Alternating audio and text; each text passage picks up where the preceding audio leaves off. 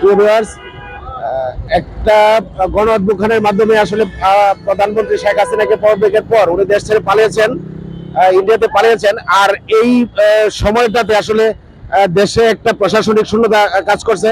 এবং আপনারা জানেন ইতিমধ্যে আমাদের দেশের আসলে পুলিশ প্রশাসন তারা কর্মবিরতিতে গেছেন। কর্মবিরতিতে যাওয়ার ফলে কিন্তু আসলে আমাদের আইন শৃঙ্খলা রক্ষাকারী বাহিনীর আসলে আপাতত কেউ দেখছি না। আমাদের কিন্তু আজকে রাস্তায় ব্যাপক গাড়ির চাপ, অনেক গাড়ি চলছে। সেই গাড়িগুলো কিন্তু আসলে আমাদের দেশের এই ছাত্র সমাজ, তরুণ সমাজ যারা, তারা কিন্তু আসলে তারা কিন্তু আসলে এই গাড়িগুলোকে নিয়ন্ত্রণ করছে।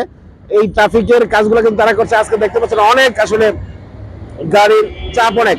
আমাদের দেশের তরুণ সমাজ যারা আসলে এই প্রধানমন্ত্রীকে, অবৈধ প্রধানমন্ত্রীকে আসলে পদত্যাগের মাধ্যমে বাধ্য করেন এবং তারা এই কাজটি তারা সামনে নেতৃত্ব দিয়েছেন এবং এই ট্রাফিক বিভাগের কাজটি কিন্তু তারা আপাতত করছেন।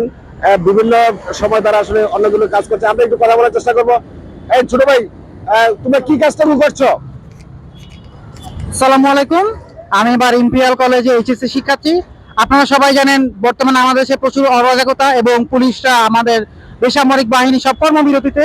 আমাদের রাস্তাঘাট সব প্রায় অচল, আমাদের নিরাপত্তা এখন সন্দিহান।